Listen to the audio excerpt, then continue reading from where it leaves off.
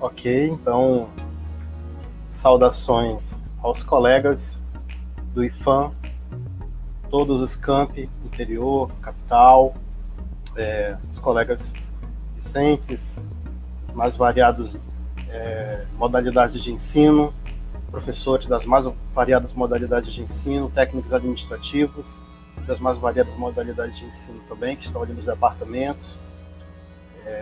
É um prazer enorme, né, estarmos aqui nesse momento, no sentido de tentar discutir um pouco as condições do IFAM.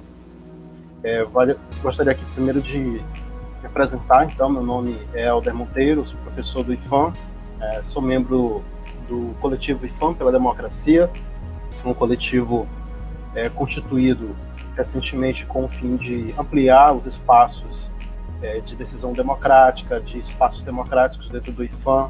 Né? Esse é basicamente o intuito, e é composto pelas três categorias principais, né, que compõem o IFAM: técnicos administrativos, docentes e discentes também. Então, temos aí uma amplitude, e desde já agradecer também, porque nós lançamos um manifesto do IFAM pela Democracia nas redes, agradecer a todos que se dedicaram ali, entraram no link e deram um ok para o manifesto. Né? Assim, na verdade, mostrar para que o grupo está sendo formado. Né? Bom, então vamos já seguir a nossa jornada aí, falando o seguinte, né? Nós tivemos aí um processo, infelizmente estamos vivendo um processo de pandemia no mundo, né? E o Amazonas acabou se tornando um dos principais focos aí em relação à questão da Covid-19. Manaus é um aspecto central desse processo, no Brasil, inclusive.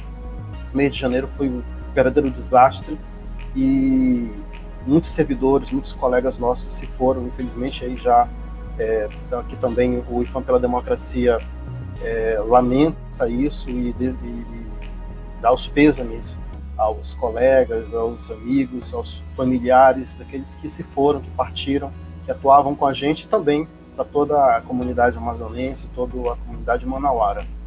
E, infelizmente, entre os falecidos foi também o reitor do IFAM, o professor Antônio Venâncio Castelo Branco, que acabou falecendo, infelizmente, e isso abriu o procedimento para uma consulta interna, né, porque nós não temos vice-reitor, e temos uma consulta interna, então, para tratar de quem iria, né, compor agora a condição de reitor, de reitora da UFAM nesse período ainda que restava para o professor Antônio Venâncio, né, até 2013. Então, nós estamos no processo agora de consulta interna. Agradecer a todos os colegas que se dedicaram também a organizar esse processo eleitoral, Comissão Eleitoral Central, comissões eleitorais locais, nos mais variados campi. Né? São colegas que estão ali, disponibilizaram a organizar esse processo, então muito importante isso, parabéns, né? Parabéns pelo empenho. Agradecer também como servidor e como cidadão. É importante lembrar que todas as categorias votam nesse processo eleitoral, tanto docentes quanto técnicos administrativos em educação, como discentes. Eles fazem parte desse processo e também, portanto, têm direito à voz, no caso, principalmente a voto, né, porque a voz tem direito à voz em outros espaços, mas no caso, especificamente, tem direito a voto. E a eleição se dará ali no dia 15 e 16 deste mês. Então, na próxima semana, na próxima quinta e a próxima sexta-feira da outra semana, nós estaremos nesse processo de consulta interna, e nós gostaríamos aqui, então, de abrir um espaço de diálogo, né? Diálogo mesmo, abrir um espaço de uma roda de conversa, como os colegas do IFAM pela Democracia resolveram denominar, bem interessante. E aqui eu gostaria, né, nós fizemos aqui uma pequena programação, com os colegas e colegas mesmo de trabalho que se dedicaram, que se colocaram à disposição a disputar esse espaço, né, a concorrer, né, ao espaço de reitora do IFAM. Né. E desde já também parabenizar e, de certo modo, agradecer aos colegas que se disponibilizaram. A gente sabe que disponibilizar o nome num espaço como esse não é não é algo fácil, né? Principalmente no momento que a gente está vivendo, um momento de um grande luto, né? E mesmo assim, eles se disponibilizaram a estar à frente desse mandato, né? Desse final desse mandato até 2013. Né? Então, agradecer mesmo esses colegas. Nós fizemos, como eu falei, fizemos uma programação, fizemos um sorteio, né, com os candidatos, fizemos com todos os procedimentos para que, não houvesse nenhuma preferência, né, em relação a um ou outro candidato, mas o importante mesmo aqui é tratar mesmo com o processo com o princípio da publicidade. Eu acho que esse é talvez o grande princípio da administração pública que a gente está querendo encontrar, né, aproveitar e contribuir também para esse processo de consulta, e nada mais, nada menos do que você trazer, né, os colegas que são candidatos agora ao cargo de reitora, a estar presente com a gente aqui. Então, esse espaço é um espaço, novamente, democrático, que o IFAM pela Democracia busca abrir, né, esse processo, e aí a gente fez uma programação hoje, especificamente. Nós estamos, então, com o primeiro convidado, né, desse processo de roda de conversa. Eu gostaria apenas de alertar para os tópicos que nós vamos trabalhar nessa roda de conversa, para não ficar muito amplo, também muito cansativo também para todo mundo, né, para mim, para o colega que foi convidado e para vocês também.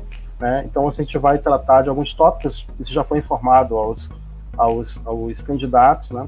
A gente vai tratar principalmente das 3 categorias de profissionais, né? O que esses candidatos possuem para essas categorias, né? Tanto discentes, principalmente a gente vai tratar no primeiro momento o aspecto discente, claro, antes da apresentação dos candidatos, depois tratar da questão discente, depois técnicos administrativos, depois especificamente docentes, e aí a gente vai abrir um último momento dessa roda de conversa para assuntos outros, né? Enfim, tem uma série de outras questões que às vezes não está diretamente envolvida com essas categorias, mas que é importante para o IFAM. Né? Então, o chat está disponível, né? E para todos, para vocês poderem utilizar e já mandar as perguntas relacionadas, principalmente agora nesse momento, no primeiro momento, relacionadas aos discentes. Né?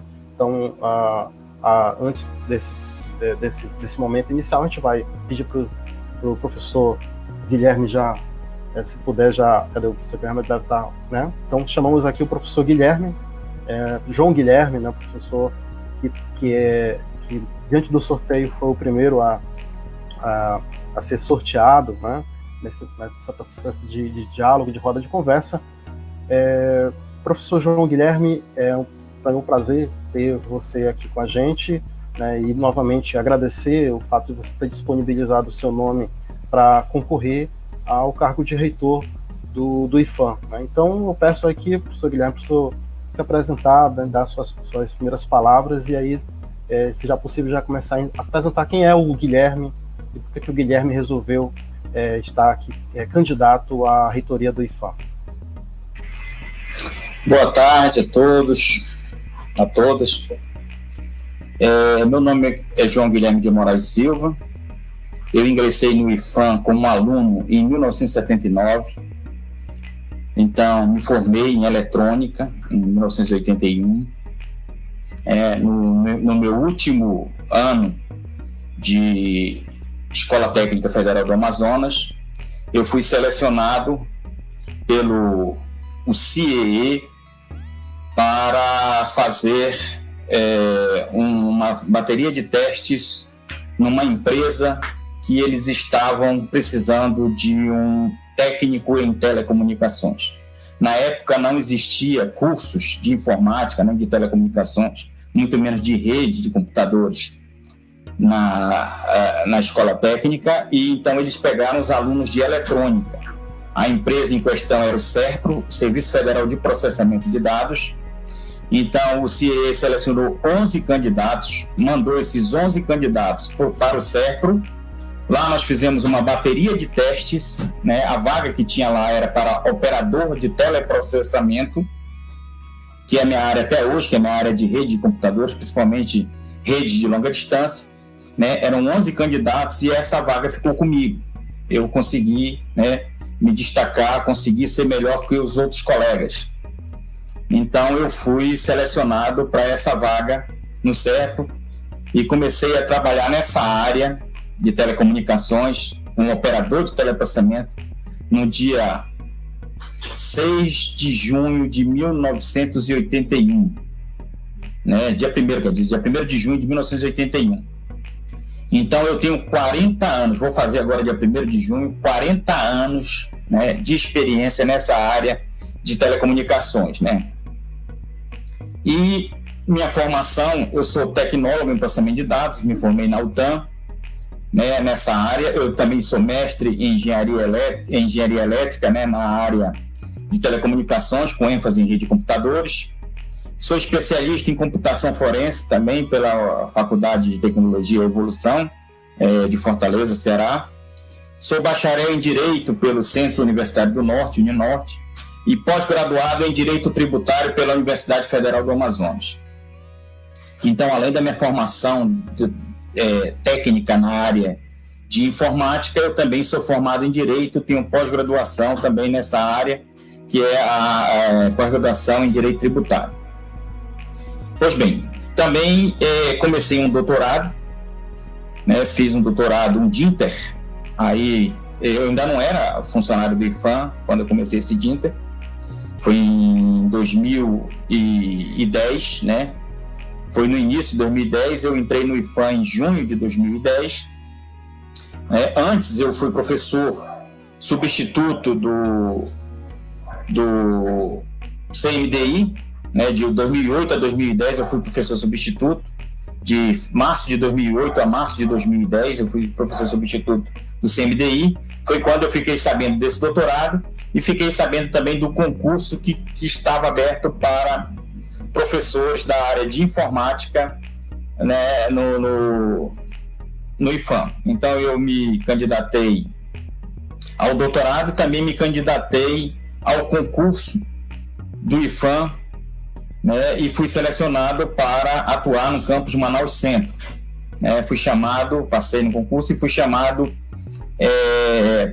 e tomei posse dia 30 de junho, de 2010. Então, como funcionário do IPHAN, eu diria que eu tenho 2 anos como professor substituto e 11 anos como professor, né, concursado, professor efetivo do IPHAN Campus Manaus Centro. Essa é a minha trajetória. A minha trajetória de formação, né, e a minha trajetória de experiência profissional, como eu falei, comecei no CERPRO, em 1981.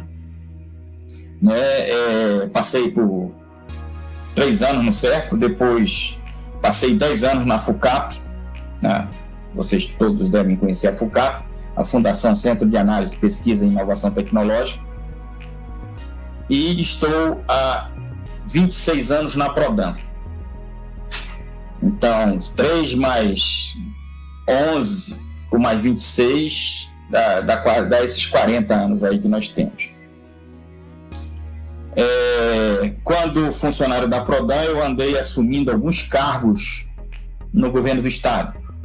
Eu fui diretor de informática da prefeitura durante 8 anos, fui diretor de informática do Tribunal de Justiça, fui gerente de informática da Secretaria de Saúde, fui assessor do vice-governador, né?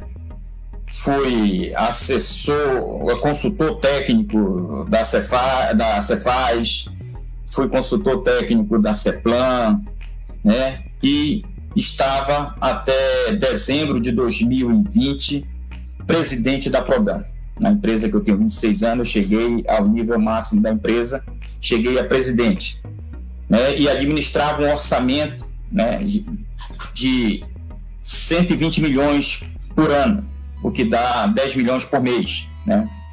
Eu já andei me informando sobre o orçamento do IPHAN, né, que, como vocês sabem, eu nunca participei da gestão, assim como acho que o professor Sérgio, né, da gestão do Instituto Federal. Nós não participamos ainda da gestão, mas eu já andei me informando. O IPHAN tem um orçamento algo em torno de 250 a 300 milhões ano. Né, isso foi o que me informaram, né? Eu procurei me informar, porque se você está disputando um cargo para reitor, você tem que conhecer principalmente, né, do orçamento e das finanças do Instituto Federal, daquilo que você está se propondo a gerir, né, ser gestor. Então, tenho experiência, como já falei, de 40 anos, né? Comecei em 1981 no CERP. Se vocês depois tiverem acesso, que eu vou disponibilizar, não disponibilizei ainda porque vieram com alguns erros e a gente está corrigindo esses erros, vou corrigir hoje à noite, hoje à tarde, à noite, depois de terminar aqui. Eu vou lá no cara que está fazendo o meu plano de trabalho, vamos fazer as correções e ainda hoje, se der ou mais tardar amanhã de manhã, eu estarei disponibilizando o meu plano de trabalho a todos vocês. Pois bem, eu me apresentei a vocês aí e estou aí à disposição para responder as perguntas que vierem dessa comissão aí que está organizando essa rodada de conversa. Muito obrigado pelo espaço, Helder. A palavra está com você aí. Perfeito. Uma jornada aí de profissional muito boa, né, professor João? A gente tem tempo ainda para conversar um pouco sobre essa sua trajetória, né, professor João? A gente sabe também que o senhor foi candidato outras vezes, né, para o próprio cargo de reitor na última eleição também, então também já fez parte lá do processo do Consup. E aí eu queria saber o seguinte, professor, enquanto nós temos aí ainda uns 15 minutos para poder conversar sobre essa sua trajetória, assim, claro que tanto o senhor quanto outros candidata, possuem também um currículo vasto, né, também experiências, né, na área administrativas, né, e eu queria saber assim, o que motivou o senhor a estar nessa condição agora de se colocar o nome à disposição, principalmente no processo de pandemia, né, e também se sabe muito bem que colocar o nome na condição de candidato, enfim, você recebe muitos elogios e muitas críticas. Então, o que levou o senhor a se candidatar ao cargo de reitor do IFAM? Muito obrigado pela pergunta. Inclusive, isso me dá a oportunidade de colocar mais informações aí à comunidade que eu, de fato, não havia falado a respeito. Então, vamos lá. Como eu falei para vocês, eu comecei em junho de 2010, estava como efetivo a partir do dia 30 de junho de 2010, eu entrei, por exemplo, nas férias, né? Trabalhei lá, quando a gente entra assim de férias, o pessoal bota para você fazer matrícula, né? Trabalhei lá fazendo a matrícula dos alunos e tal, ajudando na parte burocrática lá do Instituto. E logo em seguida nós tivemos a primeira eleição para reitor, que foi em 2010. E aí eu me candidatei à comissão eleitoral do campus Manaus Centro, né, com o apoio da professora Estela. Eu tenho muito respeito por ela, né? Tenho muito respeito pela experiência que a Estela tem, é uma forte concorrente, uma excelente candidata, né? Tentamos nos unir, mas não foi possível, não houve um consenso, né? Mas deixo aqui registrado o respeito que tenho pela professora Estela. Ela me apoiou para ser candidato lá. Fui candidato eu e a professora Luz, né, Sheila Luz. Nós ganhamos, fomos para a disputa da Comissão Eleitoral Central, ganhei na eleição eleitoral central, fui membro da primeira Comissão Eleitoral Central, da primeira eleição para reitor. Eu fui o cara que fez o primeiro regulamento por causa da minha formação em Direito. Eu era o único formado em Direito naquela comissão. Eu fiz esse regulamento que hoje está todo aí já deformado, né, porque inicialmente, né, a gente fez o nosso regulamento, nós tínhamos sugerido que fosse dois turnos. Por que 2 turnos na época? Porque já que a nossa legislação é diferente da legislação do professor de nível superior, porque na nossa carreira professor BTT, né? Vocês sabem muito bem que é professor de ensino básico, técnico e tecnológico. É diferente da carreira de professor de nível superior das universidades federais. e as universidades federais têm a figura do vice-reitor, né? Tem de reitor, vice-reitor, e tem também, né, vamos dizer assim, a lista tríplice, e tem 2 turnos. Pronto.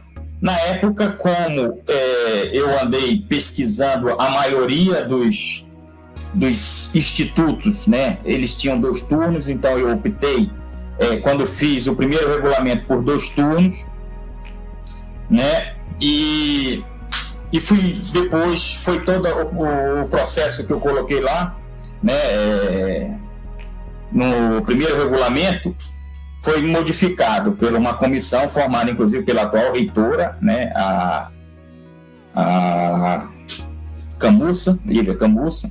O Pinheiro, na época, participava dessa comissão, e eles mudaram, né, botaram só um turno. Eu tinha pedido 2 turnos, porque, como a gente não tem lista tríplice, né, o que vai para o MEC, para o presidente nomear, é o candidato com maior, né, votação.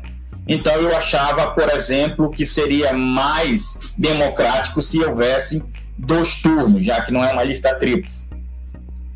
Então eu fui voto vencido, fizeram toda a modificação lá, aprovaram porque eles tinham maioria, né? Eu fui candidato, inclusive, à presidência da Comissão Eleitoral Central, perdi por 4-3, que são 7 membros, né? Nós éramos 4, a formação eram 4 funcionários, 4 membros do interior e 3 da capital. Os 3 da capital votaram em mim, os 4 do interior, com a interferência do então diretor, e que estava candidato na época a reitor do IFAM, o João Dias. Ele fez o candidato dele, que era um funcionário do interior lá de Tabatinga. Não vem ao caso citar nomes, mas só para explanar aí como é que foi a minha trajetória, né, para me chegar até ser candidato do IFAM. Então, como eu já disse, eu fui a pessoa que fez o primeiro regulamento, né, quando a gente se reuniu para eleger o presidente da Comissão Eleitoral Central, né, eu já levei esse regulamento, a minuta do regulamento pronta, né? E quando me deram a palavra, eu me apresentei, disse: eu sou o professor João Guilherme, do campus Manaus Centro, sou candidato à presidência da Comissão Eleitoral Central, e trouxe uma minuta de regulamento. E aí, tem mais algum candidato? Aí o outro candidato lá, apoiado pelo reitor, disse: sim, eu sou candidato. Eu digo: me mostra aí o que tu fez até agora. O cara não tinha feito nada. Então eles acabaram usando a minha minuta, depois pediram a minha minuta. Eu, como um bom funcionário, né, que gosto do instituto, que amo esse instituto, peguei e dei para eles fazerem, né, e ajudei também, por ser membro da comissão, não me escusei em ajudar, em fazer, né, eu era contra, lógico, algumas mudanças como essa dos 2 turnos, né, mas sempre era voto vencido, era 4-3 sempre, 4-3, e a gente, está vivendo num Estado democrático de direito, a gente tinha que se curvar às decisões democráticas, né? Então, aqui não é bem democrática, né? Porque eu tentei fazer uma pesquisa eleitoral agora, foi proibido de divulgar o resultado por conta de um ingresso de um requerimento do professor Jaime, né, que é também pré-candidato. Ele entrou com requerimento lá na Comissão Eleitoral Central e pedia que não fosse divulgado, porque esse resultado poderia influenciar, né, os eleitores e tal. Então a gente, né, teve que, né, se curvar, né, as orientações aí da Comissão Eleitoral Central, né, que pedia que a gente não divulgasse, né? Então não é um Estado tão democrático de direito assim, né? Porque ainda existe esse tipo de pessoas que têm um pensamento pequeno e que proíbe, né, um instrumento de pesquisa, um instrumento de um Estado democrático de direito.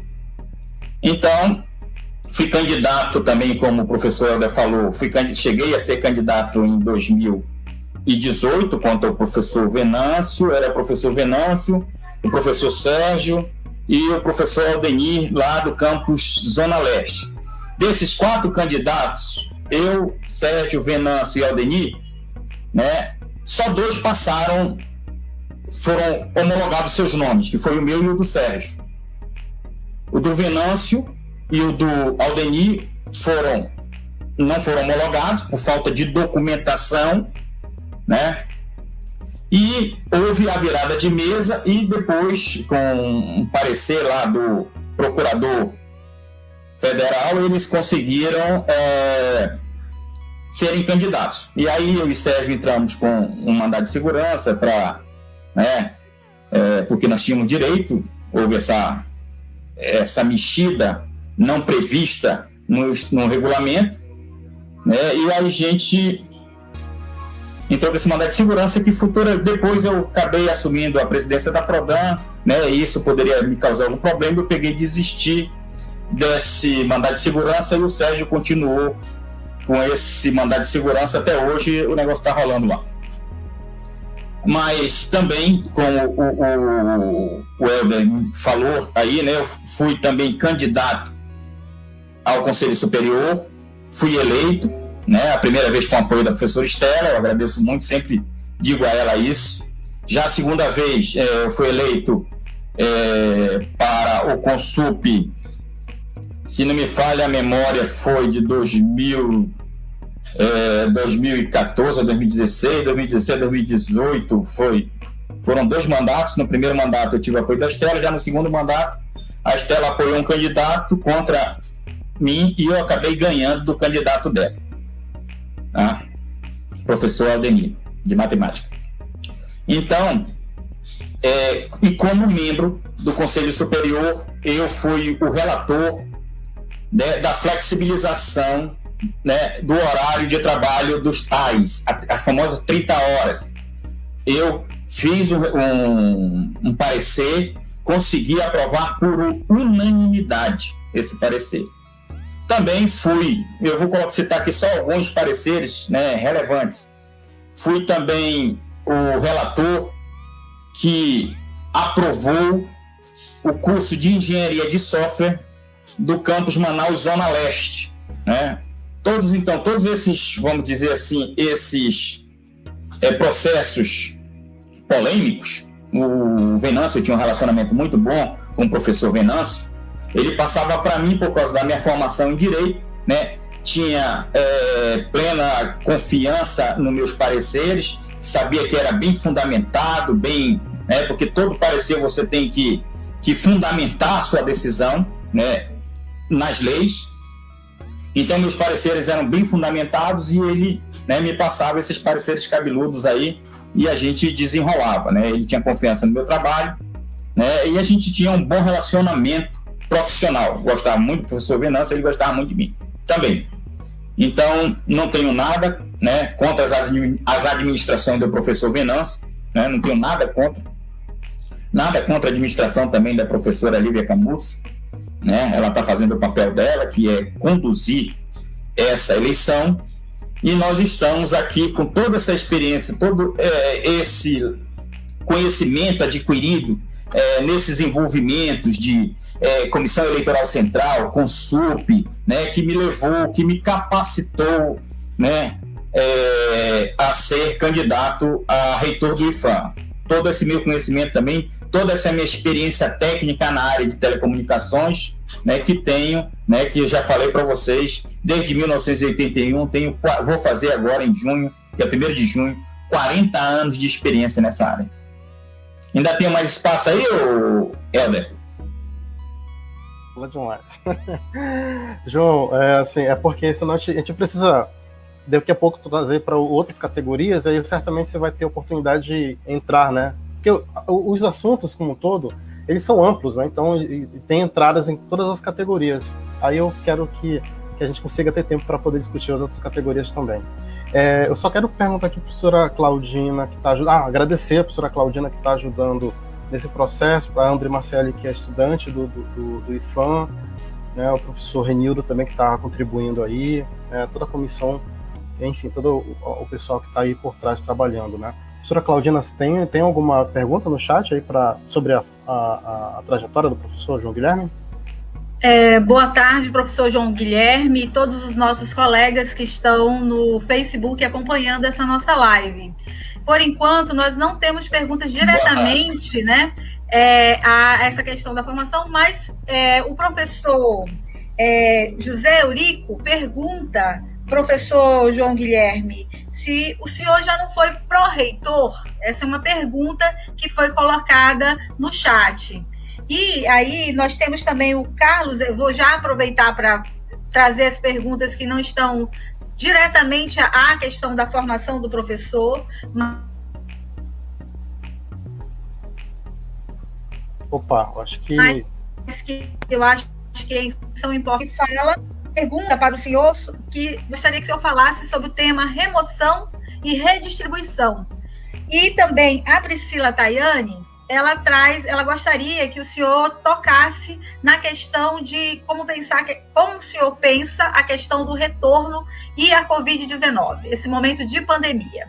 Então, essas 3 questões que apareceram no chat, a gente está aguardando que os colegas que estão acompanhando pelo Facebook façam mais questões para que a gente possa colocar aqui na pauta. Eu posso responder, professora Claudina? Não, eu não fui pró-reitor. Nunca fui pró-reitor, nunca fui diretor de campus, né? Nunca assumi cargo nenhum no Instituto Federal. Gostaria muito de ajudar, de participar. Tá? Primeira pergunta do professor Eurico, né? A segunda pergunta sobre remoção e redistribuição.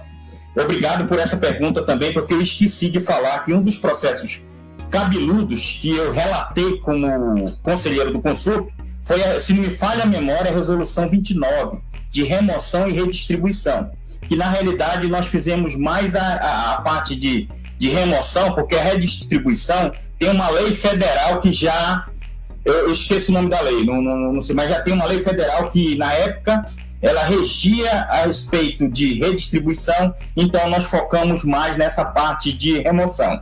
Eu acredito, e eu sou um cara muito positivista, por ser formado em Direito, o professor Renildo aí também é formado em Direito, ele sabe disso. Nós que formamos em Direito, nós conhecemos um pouco mais de lei do que quem é leigo, que não se formou. Então, eu sou um cara muito positivista e eu procuro cumprir as regras.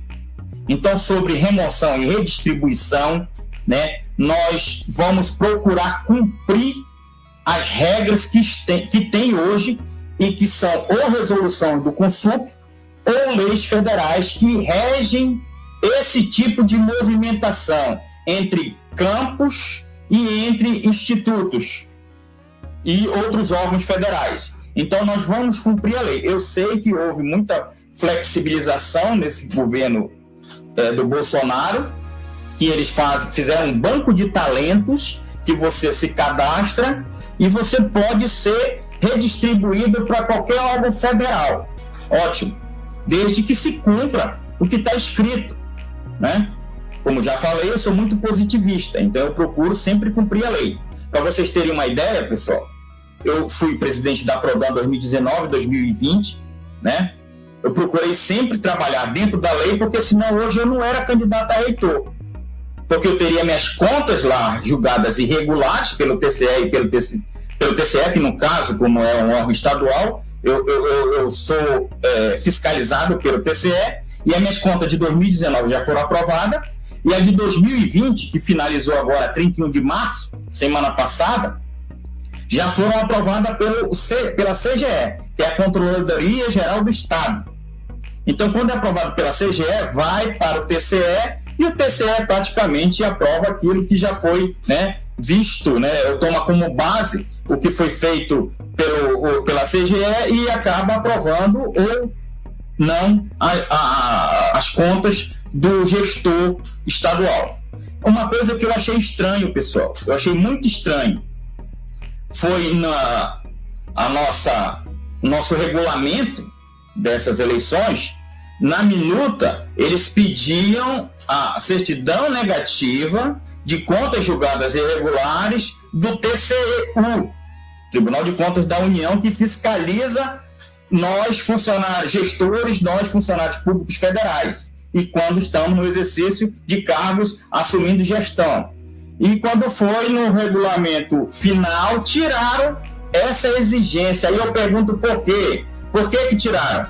Mesmo tirando, eu mandei minha certidão negativa do TCE e mandei minha certidão negativa do TCU, que não pediram nem do TCE, mas mandei. Fiz questão de mandar porque eu fui gestor estadual, para mostrar que meu nome está limpo, que eu não tenho nada a dever para ninguém. E mandei também do TCU, que apesar de não ter sido, né, gestor em momento algum, na eleição passada, em 2018, eu tive problemas com o TCU, para me tirar a certidão negativa. Eu tive que ir lá fazer uma defesa e tal. Porque tem um outro professor, João Guilherme, que na época, se não falha a memória, era lá do campus Humaitá, né, que tinha sido gestor e que as contas dele estavam bloqueadas. E achavam que era eu. Entendeu? E aí eu provei que aquele lá, João Guilherme, não era eu. Meu nome é João Guilherme de Moraes Silva. E tirei minha certidão negativa, graças a Deus, né? Se fosse nessa eleição, eu não teria tirado. Por quê? Porque não daria tempo, né? O tempo dessa eleição, por conta de cumprir os prazos de 90 dias, por todos esses processos com o falecimento do professor Venâncio, que Deus tenha sua alma lá em bom lugar. Gosto muito dele, fui ao enterro dele, ajudei a carregar o caixão dele, né? Eu não teria conseguido tirar. Não teria conseguido tirar essa certidão. Mas mesmo assim, não exigindo, eu mandei.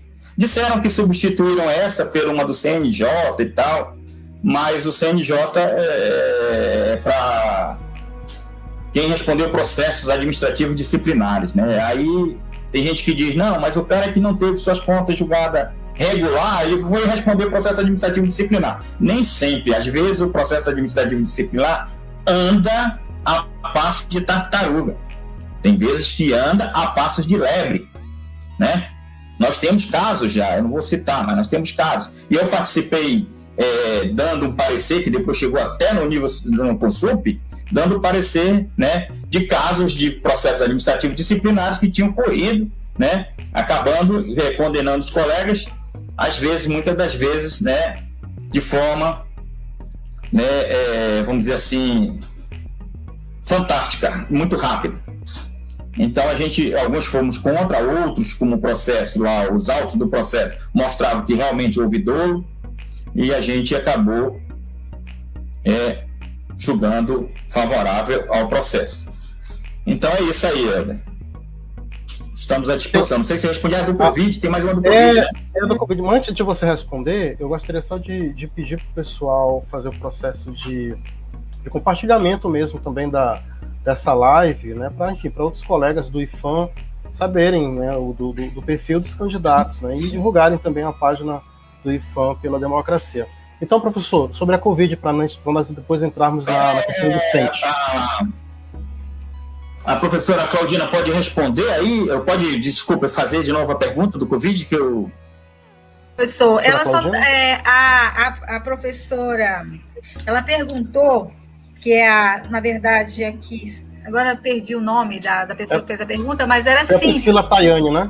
Era a Priscila. Ela só quer saber qual a sua posição em relação à questão da Covid e o retorno das atividades no IFAM. Ah, tá. Como o Covid estourou na minha gestão como presidente da PRODAN, como gestor público estadual. E eu criei lá um comitê de crise, né, envolvendo vários setores, né, da instituição, principalmente o setor de pessoal, o setor de comunicação, comunicação social, né, envolvemos psicólogos, envolvemos assistentes sociais, né, do instituto, da empresa. Nós criamos esse comitê de crise que dava, vamos dizer assim, toda a parte de assessoria e suporte para as decisões da nossa administração. E eu segui à risca, como já falei para vocês, eu sou muito positivista. Então, nós criamos uma comissão para tratar esse assunto. Então, nós temos que não ser autoritários, nós temos que seguir as recomendações. E era isso que eu fazia, eu seguia a recomendação desse comitê de crise. Então, nós implantamos lá o home office, né? Até hoje, isso ano passado, nós implantamos e nós nos antecipamos ao governo do Estado. Nós fomos o primeiro órgão do governo do Estado a implantar o home office. Nós nos antecipamos a ele, tá? E até hoje, nós não voltamos ainda a trabalhar. Voltamos, aí teve lá, infectaram lá 30 funcionários quando a gente voltou, depois voltou todo mundo, mas já foi nessa nova gestão, né, que começou a partir do dia 1º de dezembro, aí voltou todo mundo de novo para home office, continuamos em home office, e a previsão de retorno é a partir do dia 19 de abril, né, daqueles que estão bem de saúde, que já tomaram vacina, né, e o pessoal com comorbidade irão retornar aos poucos a partir do dia 25 de abril em diante. Então, eu concordo com essa decisão dos professores, que nós devemos voltar, sim, mas quando a comunidade acadêmica, entenda como comunidade acadêmica, docentes, técnicos administrativos e discentes estiverem vacinados. Eu concordo com essa medida, de que só retornar às aulas presenciais quando toda a comunidade acadêmica estiver vacinada. Não a primeira dose, mas a primeira e a segunda. É isso. Perfeito, professor. Professor, a gente pode entrar um pouco no aspecto da questão dos discentes. Então, tem uma série de questões já sendo colocadas pelos colegas, né, do âmbito mais geral. A gente até fez aquela divisão, no final, aquela parte mais geral dessa conversa, da sala de conversa. Então, eu vou fazer uma pergunta para você e daqui a pouco, certamente, os colegas vão insistindo na questão do planejamento discente, né? Queria saber o que você tem pensado para os discentes do IPHAN, né? Levando em consideração, inclusive, aí, aproveitando os diálogos que a gente teve no IPHAN pela Democracia, tanto dos discentes na capital quanto dos discentes dos interiores, né? O que você tem planejado para eles, para a melhoria do ensino, para a assistência estudantil, né, e para as condições de estudo desses discentes? Ok, liguei aqui o microfone. Então, professor, obrigado pela pergunta. Se você me permitir, eu vou ler o que eu coloquei no meu plano de trabalho, porque isso aqui foi feito a algumas mãos, alguns professores me ajudaram, né, nesse plano de trabalho, inclusive desde 2018, quando fui candidato pela primeira vez, né? Então, os compromissos que eu tenho com os discentes é o seguinte: garantir a liberação total do limite de crédito orçamentário do início do exercício da assistência estudantil, né? A modernização dos restaurantes estudantis em todos os campos, não só no campo da capital, mas em todos os campos, inclusive do interior, e a implantação dos campos inexistentes, porque nós temos alguns campos aí que eu já andei pelo interior, o professor Sérgio já andou pelo interior, né? Que tem alguns campos aí que estão só as ruínas, como Tefé, né? Irunepé, né? Que não terminaram a construção. Maitá, se não falha a memória também, começaram e não terminaram, tá? Oferecer espaços adicionais para estacionamento de discente, articulação junto ao MEC sobre a manutenção dos recursos para bolsas permanência dos alunos indígenas e quilombolas para os cursos superiores, articulação junto ao Cinetran, em relação à implantação de postos de carga de transporte estudantil nos campos de Manaus, né? E infelizmente eles não têm essa estrutura para botar no interior, a gente andou conversando com eles. Reforço na parceria do CIEE, que é muito importante, que foi que me conseguiu meu primeiro emprego, me mandando lá para o Cérebro, com as empresas regionais e com o Polo Industrial de Manaus, o PIM, com o objetivo de facilitar os estágios dos discentes do IPHAN. Articulação junto ao MEC sobre os recursos para a implantação da Casa do Estudante de Manaus, né? Porque a gente sabe que, por exemplo, eu, como professor, eu tinha alunos aqui em Manaus, na época ainda não existia o campus Manacapuru, nem o campus avançado de Iranduba, que tinham alunos de Iranduba e de Manacapuru que vinham para cá com ônibus cedidos, né, pela prefeitura, né, mas tinha um horário para voltar, tinha que sair mais cedo, né. Eu acho que vocês, professores, devem ter tido mesmo problemas que eu. Ok? Promoção, articulação junto ao MEC, na Casa de Estudantes, tá? Promoção dos serviços médico, odontológico, social, psicológico, nutricional e de enfermagem aos discentes do IFAM. Incentivo nas atividades culturais e de desporto que promovam a qualidade de vida e melhore a saúde dos servidores e dos alunos. Eu, como aluno do IFAM, a antiga Escola Técnica Federal do Amazonas, né, nós tínhamos ali atividades de desporto muito forte, principalmente naquela pista que nós temos ali, que agora virou estacionamento, né, na pista de atletismo e naquele complexo de piscinas e quadras, né, que está muito mal conservado hoje. Eu, como reitor, uma das coisas que eu vou tentar procurar fazer é um estacionamento, procurar um local para fazer um estacionamento para os professores do campus Manaus Centro e procurar, né, revitalizar aquele complexo de desporto que nós temos e que hoje é utilizado mais para estacionamento no campus Manaus Centro, como também, né, eu tive visitando, não agora porque não pode, né, mas em 2018 eu visitei o campus Manaus Zona Leste. Nós temos umas quadras lá que estão abandonadas, né? O campus Manaus Zona Leste tem uma área territorial imensa e tem muita coisa ali, muita área ali que está abandonada, tanto que foi fruto, algumas coisas lá foram fruto de invasões. A gente vai olhar com carinho também lá para o campus Manaus Zona Leste, como também vou olhar com carinho para o campus Manaus Distrito Industrial, que foi aonde eu comecei minha carreira dentro do IFAM. Mas também não vou deixar de olhar para todos os campos do interior. Uma das coisas que eu vou fazer é ir pessoalmente em cada um dos campos. Na eleição de 2018, né, apesar de ter gasto mais grana, né, eu não consegui visitar todos os campos, né? Eu não cheguei aí em Urunepé, eu não cheguei aí em Humaitá, Lábrea, não cheguei aí nesses campos aí de São Gabriel. Conheço São Gabriel, já fui umas 3 vezes lá, né, mas quando fui pelo estado fazer, né, trabalhar em implantação de projetos no estado, no interior do estado, eu sempre ia lá visitar o professor Brasilino. Então, arranjava um horário, que ele mora lá no campus mesmo, lá tem umas casas lá no campus, sempre à noite eu iria fazer uma visita ao professor Elias Brasilino, que também foi meu colega de Consup, de Conselho Superior, que ele era conselheiro também, indicado pelo reitor. Bom, incentivo nas atividades culturais, desporto, já falei, potencialização na ajuda de custo para a produção científica, com as participações em congressos nacionais e internacionais, né?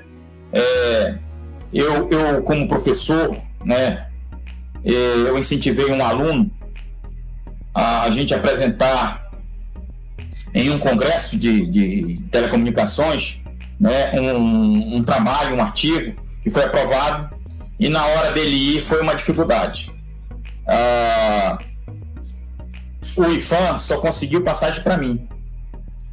E aí, eu como funcionário da Prodan, e esse meu aluno também era funcionário da Prodan, eu consegui, junto à administração da Prodan, que na época não era eu o presidente, que a gente conseguisse uma passagem e a liberação desse aluno para que ele fosse para esse congresso junto comigo, para a gente apresentar esse trabalho.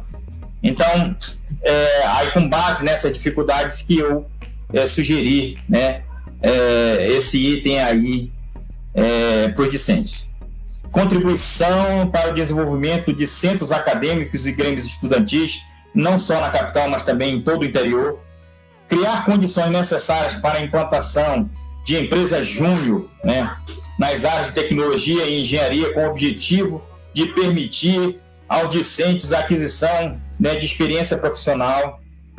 Isso, inclusive, é importante, porque nós temos aí vários professores orientando alunos de projetos de PIBIC, né? E também, pessoal, houve uma ampla discussão na semana, eu acho que mês passado, né?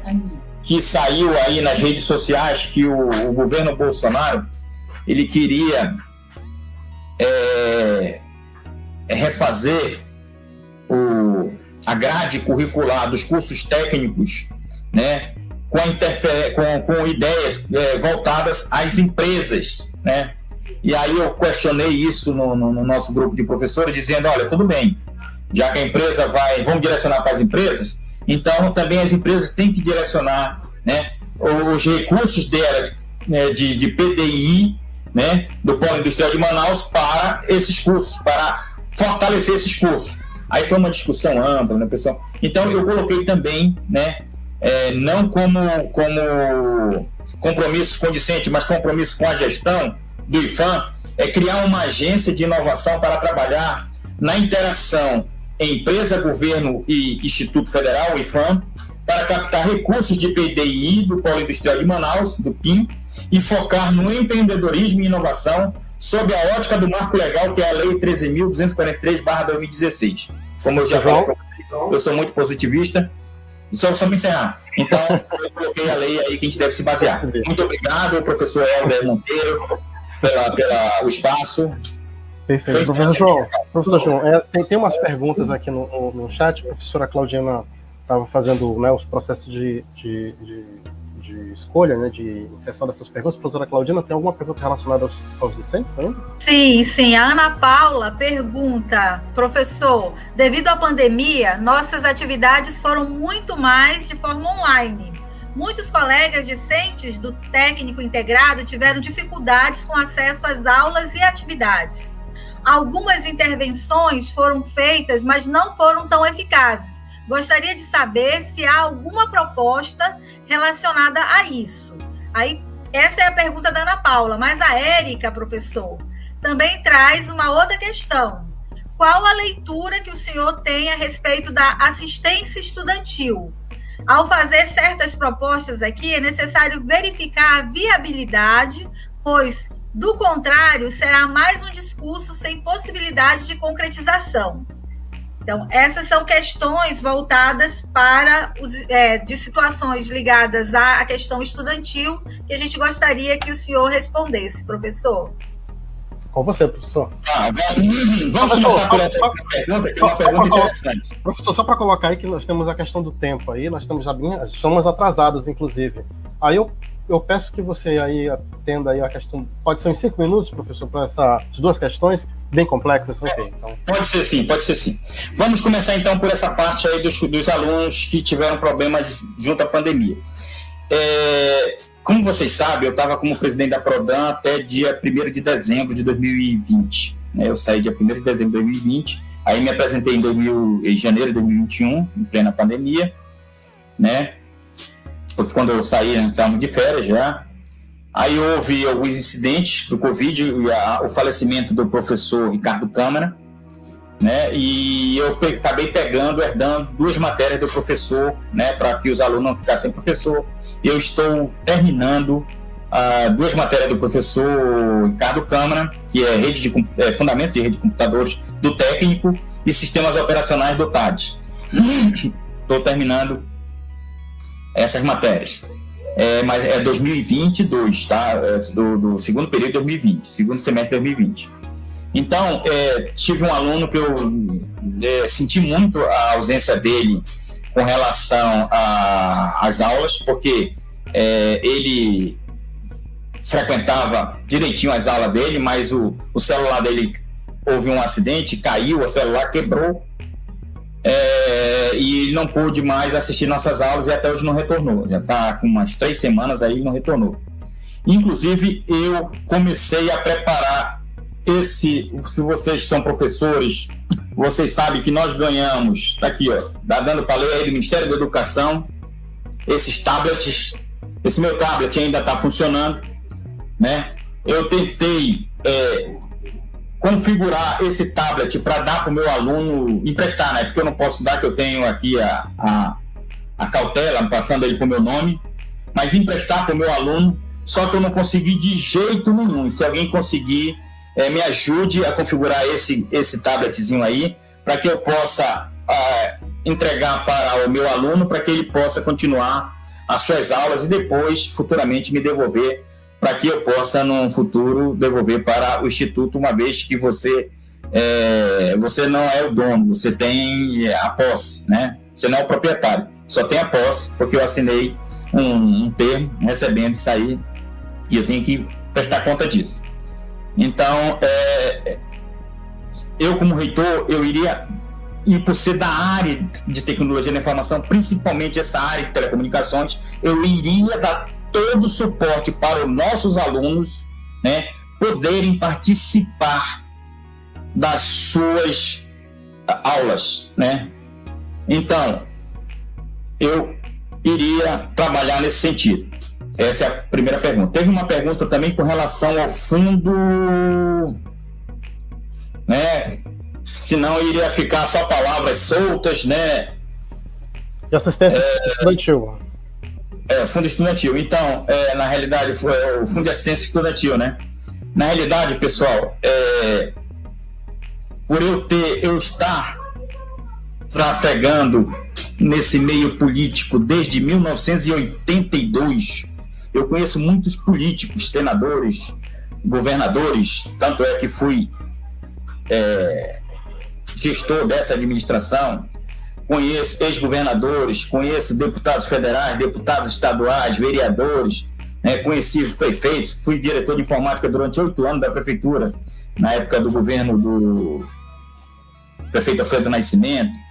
Então, eu tenho muito conhecimento político, eu tenho uma network política muito grande. Então, isso tudo de liberação de fundo, não preciso dizer, para esse grupo que está organizando essa rodada de conversas, porque tudo envolve política. Vocês têm que escolher, pessoal, um candidato que tenha penetração política, não só técnica, né? Eu, hoje, se tivesse que votar num candidato técnico, eu votava na Estela. Mas a Estela não é política. Tanto é que ela perdeu a eleição com o mandato de diretor na mão, não foi capaz de se reeleger, porque ela não queria fazer política. Eu digo, Estela, pelo amor de Deus, tu estás num cargo político e não quer fazer política? Né? Tem que fazer política sim, mas para o bem da instituição, como é o caso desse Fundo de Assistência Estudantil, que nós temos que sim ir a Brasília, no MEC, né, implorar, ir com o Pires na mão, solicitar, mas levar projetos. Levar projetos. Sim, Helder, desculpa. Conclua. Conseguiu finalizar aí? Bom, vamos tentar aqui então trabalhar com a questão dos colegas técnicos administrativos, né? Certamente tem ainda muita questão a colocar em relação aos estudantes, né? Mas nosso tempo também é curto, senão a live vai ficar ad infinito, né? Vamos até meia-noite aqui. Bom, então, professora Claudina, tem alguma questão relacionada aos colegas técnicos administrativos ou alguma coisa que possa relacionar também? Professor João, eu acho que você tem algum problema? Nós temos... Claudina. Isso. Tá. Nós temos algumas questões que eu acho que são importantes para serem feitas para seguir o fluxo aqui. Então, eu vou pegar uma questão que o professor Eduardo Spies faz, que ela é uma questão ampla, mas que o senhor pode dialogar entre essa questão e também docentes e tal. Candidato, o que você enxerga como os principais problemas e ameaças atuais ao IFAM? E como você pretende abordar esses problemas? Depois, o professor Alvati, ele disse que nos 3 últimos anos de governo Temer e Bolsonaro, tem feito cortes no orçamento dos IFs. Além de cortes, o governo atual tem mobilizado forças para diminuir os ganhos das categorias docentes e TAI, bem como a redução de investimentos em pesquisa e extensão. Qual a sua posição frente ao contexto de desinvestimento e desestruturação das carreiras? Uma outra questão aqui, não sei se o senhor consegue ir anotando aí, porque são questões longas, né? O Efraim, ele pergunta se a comissão de reservas de concurso do IPHAN, ele gostaria de saber como será a política acerca das nomeações, visto que ainda há concursos homologados em andamento e, ao mesmo tempo, déficit alto de professores, principalmente nos campos do interior. Tá? Sabemos que há um quantitativo de vagas alto de EBTT no IPHAN, 92 códigos de vagas, são as informações que o professor coloca, e as reposições devido às questões orçamentárias e do LOA. Uma outra questão que é colocada aqui é: professor, qual o ponto de destaque para o seu trabalho para o IPHAN? Ou seja, como reitor, para onde o IPHAN caminhará em sua gestão? Acho que com essas perguntas aí, o senhor consegue fazer esse diálogo pensando a questão dos servidores, de modo geral, acho que não tão fechado só em TAI. Professor, só quero lembrar, professor João, que 10 minutos, tá bom? Para o senhor fazer essa explanação. Eu vou cobrar. Vamos lá. Bom, como eu falei já para vocês, os TAIs, eu fui o relator da matéria da flexibilização da jornada de trabalho, né? Mas também tem um outro assunto polêmico que é o RSC para os TAIs, né? Esse assunto vem rolando aí, passando de administração para administração. Eu quero dizer para vocês, TAIs, que eu sou a favor, eu sou favorável, tá? A gente vai, com certeza, retomar essas discussões, essas negociações, né? Com relação a investimento em pesquisa, eu sou extremamente favorável, né? E esses cortes dos governos, do Temer, como foi colocado aí, do governo Bolsonaro, eu acho o seguinte, como gestor que já fui de uma grande empresa a nível estadual, existe corte no orçamento quando o orçamento que é repassado não é utilizado na sua integralidade, quando há devolução de verbas do orçamento, né? Eu sei disso porque eu já participei de elaboração de orçamento, né? Não fazendo planejamento, que quem fazia o planejamento é o pessoal da Secretaria de Planejamento, mas trabalhando na organização da apresentação para os outros secretários, para o governo, para o governador. Então, como é feito os cortes? Os cortes são feitos principalmente naqueles que receberam o orçamento e não usaram na sua integralidade, tiveram que devolver. Quando há devolução, eles não estão precisando disso, então vamos cortar daqui, né? Por quê? Porque não há um planejamento, né? O gestor não se planejou para utilizar, aí corre sempre aquele corre de final de ano para gastar, para não ter que devolver. Vocês que foram gestores, né, que estão fazendo essa pergunta, quem fez essa pergunta foi um gestor, ele sabe disso, né?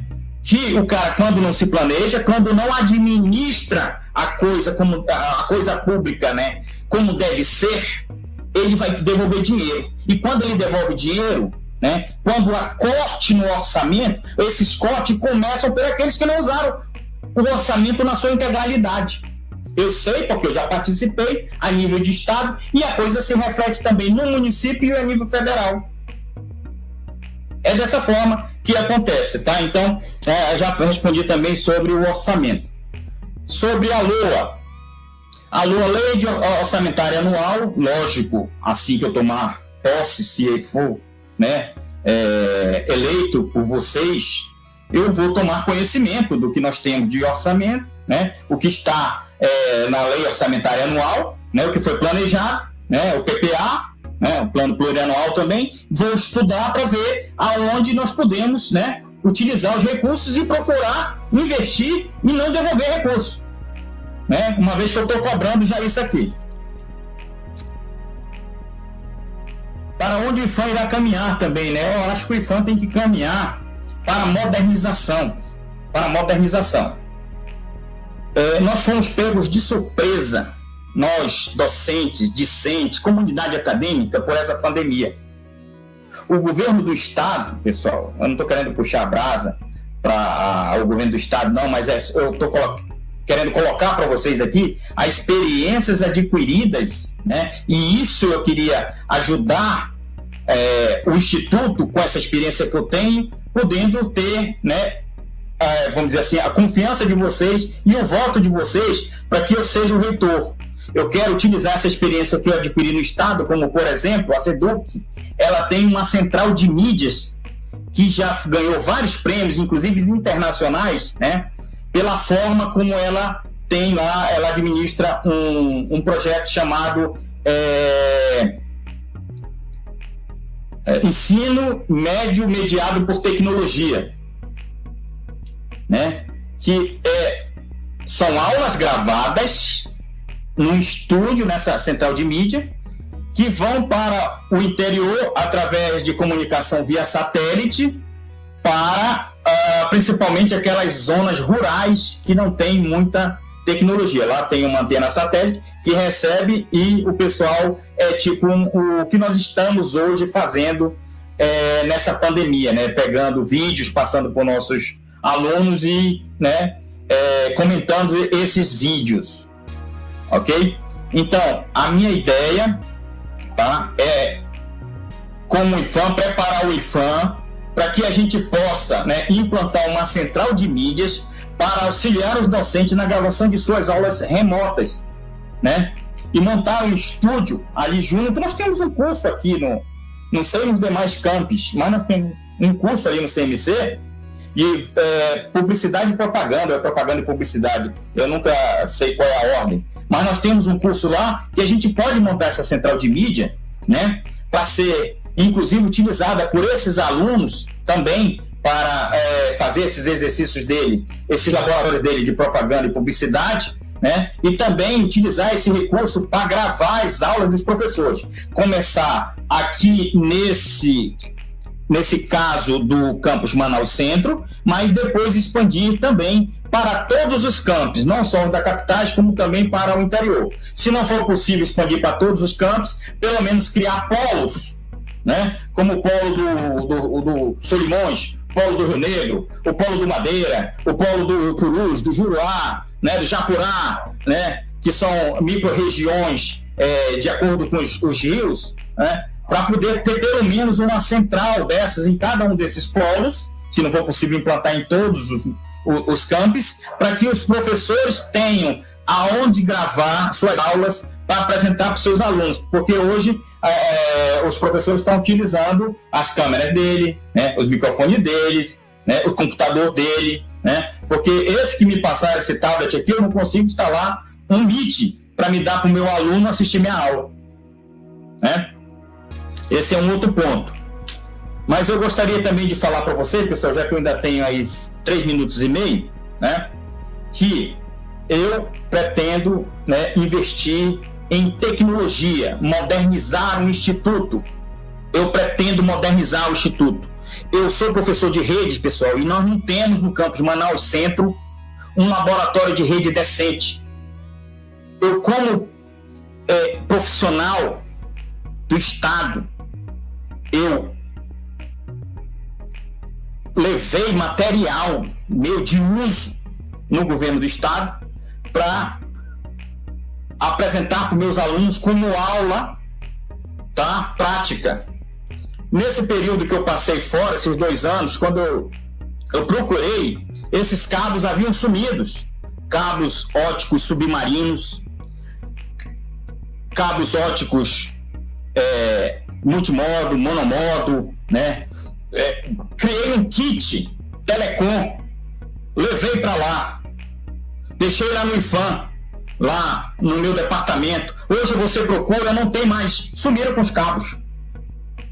Quer dizer, esse tipo de coisa não pode acontecer, pessoal, porque o prejudicado é o aluno. Eu deixava lá para todo mundo pegar e dar suas aulas, porque eu não sou o professor exclusivo dessas matérias. Tem outros professores que dão essas matérias. Mas esse material sumiu. Estranhamente sumiu. Aí disseram que estava lá no setor. Fui lá, não estava. Não está. Sumiu simplesmente. Então, esse tipo de coisa, pessoal, não pode acontecer. Então, o meu objetivo é modernizar o Instituto Federal, investir em pesquisa em tecnologia e desenvolvimento e inovação. Tá? Eu vou procurar com essa agência que eu falei para vocês que eu estou pretendendo implantar, né, criar a agência de inovação, né, para trabalhar com a interação das empresas, governo e IFAM, para captar recursos de PDI do polo industrial, para que a gente possa modernizar o IFAM. Não é modernizar o campus Manaus Distrito Industrial, porque fica dentro do distrito, não é modernizar o campus Manaus Centro, porque é o maior, não é modernizar o campus Manaus Zona Leste, porque fica em Manaus. É modernizar o Instituto, o IFAM. Eu, sem ser gestor, eu consegui 1 milhão de recursos com o senador Eduardo Braga, né? Esse dinheiro era para vir para o campus Manaus Centro, para montar esse laboratório de rede, porque nós não temos um laboratório de rede decente no Instituto Federal Campus Manaus Centro para a gente dar uma aula, tá? Eu arranjei esse recurso de 1 milhão, né? Só que o recurso, apesar de ter sido eu que consegui, ele vai para a reitoria que dá a destinação. Eu liguei para o reitor e disse: olha, reitor, eu gostaria que viesse para cá, porque foi eu que consegui com o senador e tal. Acabaram que distribuir esse dinheiro e a gente não viu para onde foi. Tá? Disseram que o prefeito de Presidente Figueiredo solicitou e aí mandaram direcionado para lá. Não é bem assim. Houve um desvio de finalidade. Não houve desvio do recurso. Houve um desvio de finalidade. Que a finalidade era para o campus Manaus Centro montar um laboratório de rede, na qual eu sou professor, e foi para uma outra coisa, montar uma quadra lá no campus Presidente Figueiredo. Eu não tenho nada contra, né? Eu só acho que houve o desvio dessa finalidade. Ah, meu tempo acabou, né? Sim, professor João. Olha, eu falei que ia cobrar, né? Então, professor, aproveitando aí então o ensejo, a gente está passando por essas categorias. Eu acho que foi uma tentativa didática de classificar essa conversa, já que ela tem uma série de debates, né? Enfim, o IFAM é atravessado, né, por uma série de questões. Eu gostaria agora de dar a introdução à questão docente propriamente dita, e aí chama a professora Claudina para ver se tem alguma questão relacionada a isso ou similar também que a gente já possa... Eu acho que as questões elas vão se casando aqui, né? Então, o Denis Pereira, ele pergunta: qual sua concepção de ciência, tecnologia para um instituto inserido na maior diversidade sociocultural, linguística, sendo a grande reserva natural da Amazônia? Que caminhos você propõe? Qual a noção de desenvolvimento? O Leandro Freitas pergunta, diz que é docente do campus Presidente Figueiredo e queria aproveitar que o candidato falou em democracia para perguntar como ele enxerga as recentes intervenções do governo federal, através do MEC, na escolha de reitores em centros e institutos federais, como foi a Cefet de Rio Grande do Sul, né? O Instituto Federal do Rio Grande do Norte e o Instituto Federal de Santa Catarina. Então, essas são questões que perpassam o universo mais amplo, mas que tocam na questão dos professores. Acho que o senhor poderia respondê-las.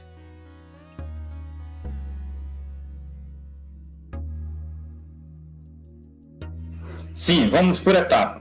Nessa parte de biotecnologia, nós temos um centro que foi feito ali na rua da FUCAP. Eu esqueço o nome daquele centro lá, o Centro de Biotecnologia da Amazônia, CBA, pronto.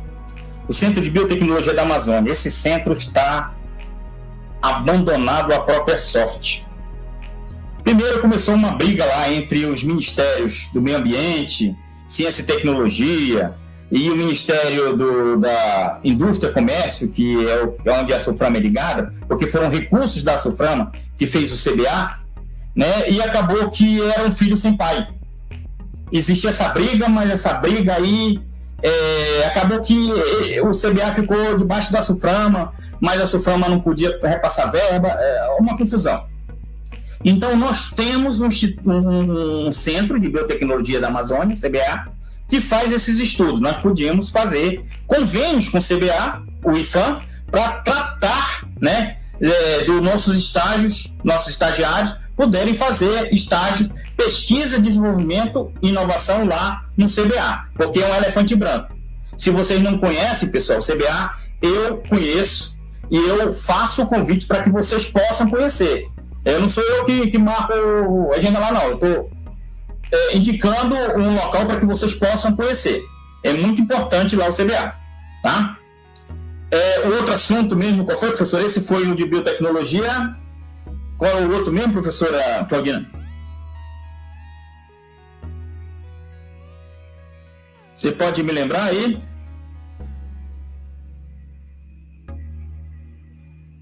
Essa parte de desenvolvimento tecnológico, eu já falei aqui na minha fala que essa parte de desenvolvimento tecnológico nós vamos, lógico, trabalhar junto com os órgãos, né? Que a gente não faz nada sozinho.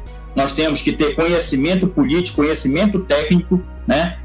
Para que a gente possa buscar os recursos para implantar o que nós queremos nos institutos.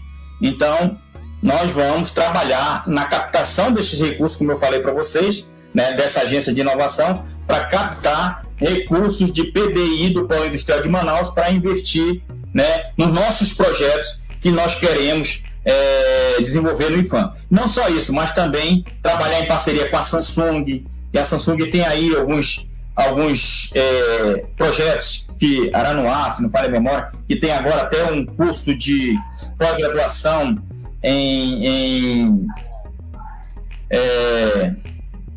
computação, né, que é o Internet das Coisas, né? Tem uma pós-graduação aberta aí de Internet das Coisas, é importante, recursos de PDI da Samsung que está sendo investido para montar esse curso, né? Vamos, lógico, incentivar nossos doutores para criarmos também cursos de mestrado, de doutorado, né?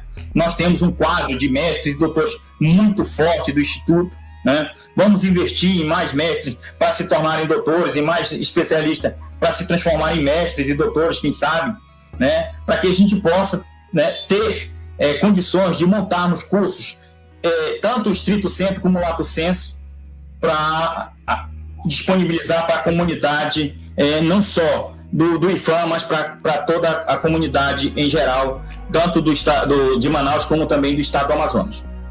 Professor Guilherme, tem a segunda pergunta, ela está relacionada à questão das intervenções do governo federal quanto à questão dos reitores eleitos. Então, tem várias perguntas nesse sentido, mas o professor especificou a situação do Rio Grande do Norte, de Santa Catarina. O senhor poderia se posicionar sobre esse respeito? Sim. Como eu já falei aqui, pessoal, eu sou muito positivista. E o positivista é aquele que segue a lei. Tanto é que estou há 40 anos, né, assumindo cargos de gestor, tanto no município como no estado, né? Já assumi cargos até também no governo federal, no SERPRO, Serviço Federal de Processamento de Dados. Eu fui o diretor de produção do SERPRO, gerente de produção do SERPRO. Então, eu assumi cargos também. Então, e hoje, por estar aqui nesse momento, conversando com vocês, como candidato a reitor, é porque eu tenho a ficha limpa. Porque o que exigem nesse regulamento aí é forte. Eles exigem muitas informações, muitas certidões negativas, que se você não tiver sua vida ilibada, se você não tiver passado por todos esses cargos que eu passei, né, e consigo tirar essas certidões, eu estaria fora. Eu sou contra essas nomeações. Eu sou a favor. Tanto é que estou participando aqui agora desse processo de eleição, né, desse processo democrático. Eu sou a favor, mas sou a favor que também possa ter uma eleição em 2 turnos, já que nós mandamos só um nome para lá. Eu sou a favor de uma eleição em 2 turnos, que desde o início, lá em 2010, como quem estava aqui desde o início, eu falei que eu fui o primeiro regulamento foi feito por mim, e eu coloquei eleição em 2 turnos, e foram tirando, né? A desculpa que deram não é porque a logística vai despender muito pelo princípio da economicidade. Mas, pessoal, nós não vamos ter despesa nessa eleição. Essa eleição ela é toda virtual. A gente poderíamos ter implantado em 2 turnos. Não foi feito isso. foi empurrado goela abaixo pelo Consup para a gente em um turno único. Eu acho isso um absurdo, uma vez que nós mandamos somente um nome para lá. Tudo bem que a gente possa, que está no nosso regulamento, está na nossa lei que nos criou, mas lá fala em um turno ou 2 turnos. Poderíamos fazer 2 turnos. A indicação de um nome só está lá, então vamos indicar um nome só, mas vamos pelo menos dar a oportunidade, né? Pelo menos 2 oportunidades para se escolher um nome. E só estão dando uma oportunidade, que é um turno único. Eu sou contra. Então, respondendo ao colega, eu sou contra as indicações de Bolsonaro, de Temer. Eu sou contra. Eu sou a favor que se cumpra as eleições, mas sou a favor de uma eleição em 2 turnos. Não sei se eu respondi a sua pergunta. Professor, aproveitar aí, então... Senhora Claudina, tem alguma outra Isso, questão colocada? Em relação a servidor, de modo geral, tem uma questão aqui que eu acho que é muito pertinente para esse momento, que há uma pergunta sobre a questão da qualidade de vida, né? O Person Colares, ele diz assim, gostaria que o candidato falasse sobre ações para a qualidade de vida do servidor, principalmente no contexto pós-pandemia, quando ocorrer. Pessoal, a qualidade de vida nossa, ela passa por uma mente sã, um corpo saudável. É por isso que eu falei que a minha ideia no campus Manaus Centro é revitalizar aquele complexo de desporto que nós tínhamos e que se perdeu com o tempo, que agora virou somente estacionamento. Não só no campus Manaus Centro, mas eu vou tomar, né? Vou tomar conhecimento de todas as necessidades de desporto e lazer, de todos os campos, para a gente ir nos preparando para o pós-pandemia, pessoal. Nós precisamos unir a comunidade acadêmica para enfrentarmos juntos, né? Porque é um momento novo que nós estamos vivendo, né? É uma situação nova. Eu tenho aqui em casa 2 médicos, a minha filha e o meu genro. A minha filha, inclusive, ela é médica do Hospital Albert Einstein de São Paulo. Vocês sabem que lá estão os top dos tops. A minha filha está lá. Ela passa de 15 em 15 dias, ela vai sexta-feira, passa sábado, domingo e segunda lá e volta na terça. De 15 em 15 dias, 2 vezes por mês. O outro, que é meu genro, ele trabalha no HC de São Paulo e também vai de 15 em 15 dias para lá. Os outros 15 dias passa aqui em Manaus. Eles trabalham aqui no Samel, trabalham no Santa Júlia, trabalho no 28 de agosto, né? João Lúcio, né? Eles têm uma clínica ali eles participam ali no Cristal, do lado do Amazonas, do Manauara. Então, eles sempre me falaram, papai, a minha filha, essa é uma situação nova, essa doença, a gente está aprendendo a lidar com ela ainda. Então, por exemplo, Bolsonaro, que é contra os cientistas, né? Eu sou a favor. Nós temos que dar muita credibilidade aos nossos cientistas para que eles aprendam com essa doença e nos ensinem a lidar com ela. Porque para a gente tudo é novo, não é só para a gente, não, é para o mundo todo. É novo. Essa pandemia é uma coisa que eu espero nunca mais viver uma situação como essa enquanto tiver vida. Nós perdemos muitos entes queridos. Só lá do nosso convívio, né, além do saudoso professor Venâncio, nós tivemos lá no nosso campus, né, a última agora foi a professora Neuraci, mas nós tivemos o professor Ricardo Câmara, o professor Roquilane, a professora Odisseia, né? Você tem 4 nomes aqui rapidinho. só do nosso convívio, pessoal, ali. Fora os técnicos administrativos, né? Nós tivemos aquele menino lá da reitoria que foi o primeiro que tombou, né? Que veio a óbito. Né? Nós tivemos, e nós temos que aprender com essa doença, dar credibilidade aos cientistas, aprender com eles e dar ouvido a eles, né? Usar máscara. Eu estou aqui com vocês, mas a minha máscara está aqui do lado, né? Usar máscara sempre que possível. Se você for na rua, né? Eu já tive essa doença. Graças a Deus, eu peguei essa doença, mas eu fiquei assintomático, né? Eu estava trabalhando na Prodan, fui fazer o exame lá no IFAM. Aquele exame que estava chamando os professores para fazer, lembro que era lá naquela sala VIP que tem lá anexa ao nosso auditório. Eu fui lá fazer, detectaram, eu disse, você está com Covid e você está transmitindo. Me mandaram lá pro centro médico lá, a médica já me deu uns 15 dias, eu peguei, tirei uma cópia, levei lá na Prodan, dei entrada e já fui para casa. Aí, fiquei em casa, minha filha ficou me tratando, me deu lá exatamente o kit, né, que também o Bolsonaro fala muita besteira, mas algumas coisas ele fala direitinho.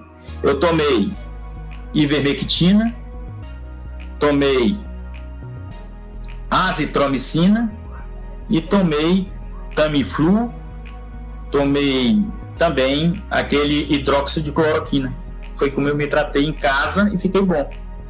Graças a Deus. Já tomei a primeira dose da vacina e a segunda dose eu vou tomar agora dia 18 de abril. Ok? Meu tempo, Helder, como é que tá aí? Ainda tem bastante tempo? Professor, então, tem aqui uns 5 minutos ainda. Não, eu quero só. Eu vou já chamar a professora Claudiana, mas antes, professor Guilherme, só para colocar aqui e até mesmo ressaltar a questão do coletivo IFAM pela Democracia, que foi um coletivo que se constituiu, inclusive, baseado nessa questão, né?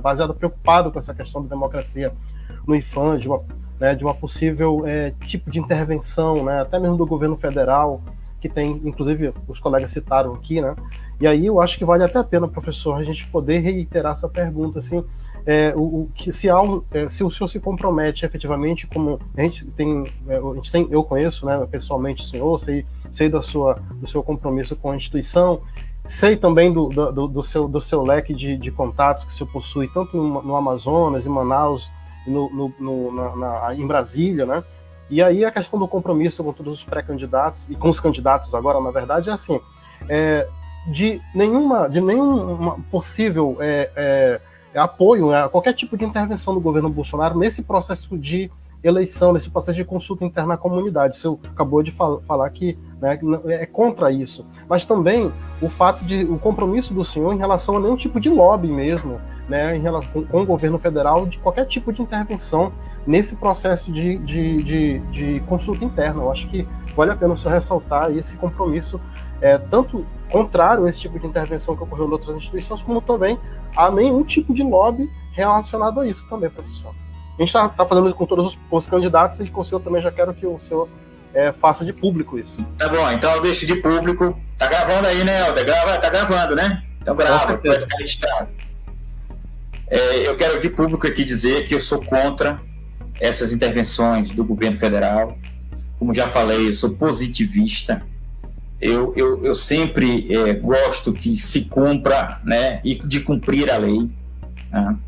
Por isso que eu tenho esses 40 anos, a minha vida aí, podem quem quiser abrir, né? Algumas vezes a gente entra em algumas furadas, algumas roubadas, mas porque a gente acredita em terceiros, né? Acaba se complicando, né? E eu sou contra essas intervenções, né? Não vou fazer lobby, não faço lobby, né? Porque se eu tivesse que fazer quando houve a vacância, né? A gente sabe que, como eu já te falei para vocês, esse fato positivista, né? Existe a interpretação de que quando há a vacância do cargo de reitor, né? Dizem que o presidente da República ou o ministro pode nomear um reitor pro tempore existe, vamos dizer assim, essa corrente, né, no direito que entende dessa maneira. Outros entendem, como foi o caso que entendeu a professora Lívia Camus, e aí ela pediu um parecer da Procuradoria-Geral, da Procuradoria Federal junto ao IPHAN, né, para que ela pudesse abrir esse processo de consulta eleitoral e conduzir da melhor maneira possível como ela vem conduzindo. Então, eu poderia, por exemplo, fazer lobby a Brasília, como eu disse para vocês, eu conheço governadores, senadores, deputados estaduais, deputados federais, vereadores, eu conheço ex-prefeitos, ex-governadores, eu poderia fazer um lobby. E a Brasília, não, tá vago, lá tá aqui, a lei diz isso, vamos nomear um reitor, fazer um lobby. Não faço isso, não fiz, e nem vou fazer. Tanto é que eu me inscrevi para ser candidato, né? Mesmo sabendo, né, que o meu nome não estava em evidência por estar os 2 últimos anos fora do Instituto. Mas tive colegas que ligaram para mim e disseram: olha, professor, se o senhor sair, nós vamos estar com o senhor. E isso me deu, né, coragem para sair candidato. Não foi só um, não foram 2, foram vários, assim como fizeram comigo, fizeram com a professora Estela, fizeram com o professor Sérgio, né, e fizeram também com o professor Jaime. Que você não é dono a sua candidatura não é só sua, é de colegas, né? Eu não vou nem dizer de grupos políticos, de colegas que querem o bem da instituição, né? Então, eu, com o currículo que eu tenho, com a experiência que eu tenho, me considero, né, um dos fortes candidatos e capaz de assumir essa gestão nesse momento de pandemia e dar continuidade à administração do professor Venâncio. Perfeito. Eu me considero. E me comprometo a não fazer lobby para assumir reitor nomeado por quem quer que seja, mas sim que passe pelo processo de consulta eleitoral, que é o que eu estou passando agora e que, como já disse para vocês, foi o primeiro a fazer esse regulamento que está aí hoje. Tem muita coisa que eu coloquei lá, mas tem muita coisa que tiraram. E um deles, como eu já falei para vocês, e que eu ainda sou a favor, é da consulta em 2 turnos. Ok. Obrigado, professor. Eu pergunto aqui aos colegas, professora Claudina, se dá alguma pergunta no chat, certamente deve ter uma série, né? Mas se alguma mais voltada para esse momento, agora último. Eu acho que tem uma aqui que faz uma ligação, né, uma conversa aí com a questão do interior. E o Elias Costa, ele diz assim: candidato, gostaria de saber qual a proposta para a estruturação e fortalecimento dos cursos de outros eixos, principalmente os cursos do primeiro setor localizados em campos do interior. E aí eu aproveito para reforçar, para que o senhor evidencie qual é a sua proposta política dentro do processo de interiorização do IPHAN. Professor, 3 minutos. Excelente pergunta, Elias, né? Excelente pergunta. 3 minutos, professor. Pode ser, professor. Okay. Bote lá o cronômetro, por favor. Cadê? Eu vou colocar aqui no meu celular já aqui. Pode. Então vamos lá. Começou. Minha proposta com relação à ampliação a cursos do interior, teve um colega professor que já me fez essa pergunta. E eu ganhei o voto dele. Eu respondi para ele o seguinte: nós vamos formar cursos de acordo com o potencial econômico de cada região. Um exemplo, eu dei para ele um exemplo. Quari, nós sabemos que é um polo petrolífero, certo? Eu vou abrir um parênteses aqui, antes de continuar minha fala, vou abrir um parênteses aqui para falar um pouco do estado do Amazonas. O estado do Amazonas tem 1.577.822 km². Manaus sozinho arrecada 98% de todo o imposto, de toda a arrecadação do estado, é Manaus que arrecada. Os outros 61 municípios, que nós temos 62 no total, os outros 61 municípios arrecadam 2%. Desses, Quari arrecada 1%. né, com o polo petrolífero que ele tem lá da Bacia do Urucu. Mas Quari, lá no nosso campus, não tem um curso de petróleo. Não tem. Né? Nós deveríamos ter um curso que explorasse esse desenvolvimento regional, né? Pegar os doutores, os mestres, né? Os professores residentes lá em Quari, os técnicos administrativos residentes lá em Quari, e dizer, olha, vamos montar aqui um curso para formar mão de obra para trabalhar no polo petrolífero do Urucu. Vamos montar um curso de petróleo. Vamos criar um nome aí, vamos montar. Este é um fato. Entendeu? Manacapuru. Lá o polo é forte em malva e juta. Juta e malva. A juta e a malva, ela é plantada na várzea, que alaga e tal. Nós temos algum curso que explora juta, malva, e também a várzea em Manacapuru? Não temos. Nós precisamos ter. Isso é botar os nossos pesquisadores para trabalhar em pesquisas direcionadas, tá, a cada desenvolvimento regional, né? Não fazer, por exemplo, uma tese de doutorado, uma dissertação de mestrado que não tem nada a ver ali com o desenvolvimento regional. Procurar trabalhar no desenvolvimento regional. Essa é uma das funções do IPHAN. O IPHAN tem que assumir essa responsabilidade. Perfeito. Professor João Guilherme, nós vamos então passar para o momento final aí, já antecipando os agradecimentos. Eu quero aqui disponibilizar 3 minutos para o senhor fazer suas considerações finais, tá bom? Da comunidade, enfim, o que o senhor achar interessante nesse momento verticalizar seu discurso, para a gente poder se despedir dos colegas. Pessoal, boa noite. Como professor, pesquisador e profissional da área de informática há 40 anos, eu trabalhei no desenvolvimento tecnológico desse estado. E meu projeto de tese de doutorado, né, foi o que vocês conhecem hoje por Programa Amazônia Conectada, que foi um projeto que eu fiz e dei para o Exército, e o Exército está implantando para levar fibra ótica pelos rios da Amazônia a todos os municípios por onde que ficam as margens dos rios. Tá? Esse projeto começou em 2015, a implantação, né, parou no governo, né, e começou no governo do PT, tá, pessoal? Que deixe registrado isso aqui. Tá? Eu não sou petista, não sou de esquerda, não sou de direita, tá? Eu sou contra radicalismo, seja de esquerda, seja de direita. Então, mas eu gosto de registrar, gosto de ser justo. Esse projeto começou no governo do PT e parou no governo Temer, e que está sendo retomado agora no governo Bolsonaro por conta de vários militares que estão em cargos, né, importantes do governo Bolsonaro.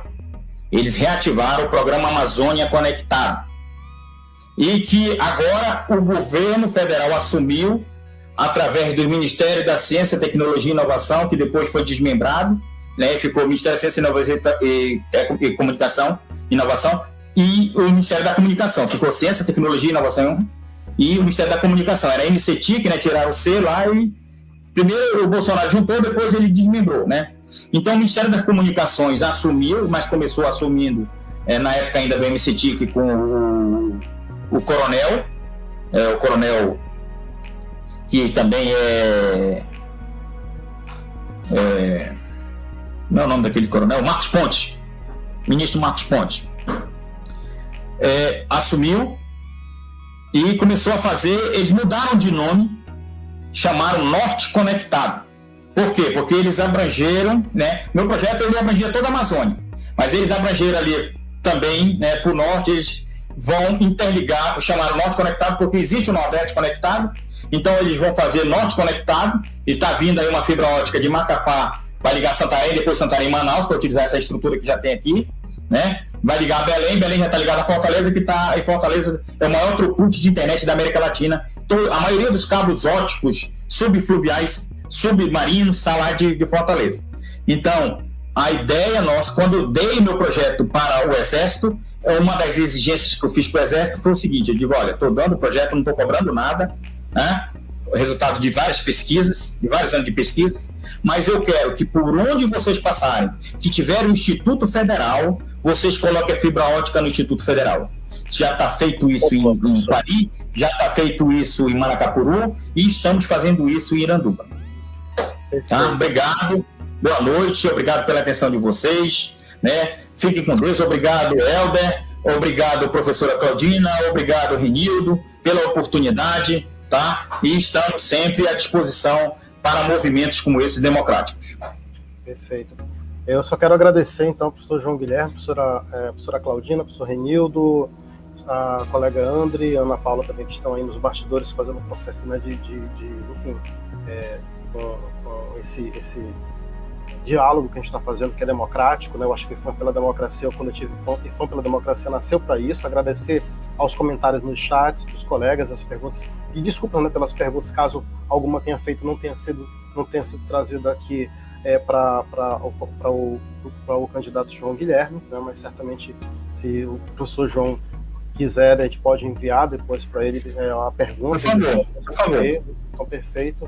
Então, assim, agradecer a todos, e amanhã nós teremos, às 17 horas, novamente a outra live, que é outra roda, né, de conversa, que amanhã será com o professor Jaime Cavalcante, tá bom? Então, amanhã às 17 horas nós temos um encontro aí para a gente poder, enfim, ampliar, né? Na verdade, o grande objetivo desse diálogo é esse, ampliar mesmo, fazer com que todos os colegas que vão participar desse processo eleitoral estejam cientes minimamente do perfil dos candidatos, o que eles estão pensando em relação ao IFAM, tá bom? E cobrar também, claro, depois, caso certamente um deles vai ser nomeado, e estamos, né, no intuito, por isso que a gente abriu esse processo eleitoral. Então, agradecer, professor João, por isso, pela sua disponibilidade, né, agradecer por aceitar esse processo, de estar aqui também, não era uma obrigação sua estar aqui, mas o senhor veio aqui, aceitou lá o processo de sorteio que nós fizemos também, e agradecer a toda a comunidade do IFAM. Bom, então eu tinha duas bancas técnicas hoje para participar, uma de 4h30 até as 5, outra de 5 às 5h30. Eu tive que conversar com a professora Mirlen, pedir para ela adiar-se para amanhã para eu poder cumprir essa agenda. Tá? E novamente eu agradeço ao professor João Guilherme, então a gente encerra aqui essa live e já convidando para amanhã, viu? Grande abraço a todos. E para finalizar, eu gostaria de pedir o voto de todos vocês. Não sei se fui bastante, né, esclarecedor, mas estou com a minha vida aberta aí, estou com minhas certidões em dias, né? E tá aí, eu já mandei para todos os colegas, porque eu tenho contato, mandei lá o porquê votar no professor João Guilherme, coloquei meu histórico todinho ali, né? As comendas que ganhei, os prêmios que ganhei com o programa Amazônia Conectada, e estou aí à disposição para ajudar no Instituto Federal. Se não for como reitor, vai ser como professor lá no campus Manaus Centro, no DAIC. Perfeito. Obrigado, professor. Então, até amanhã, gente. Obrigado.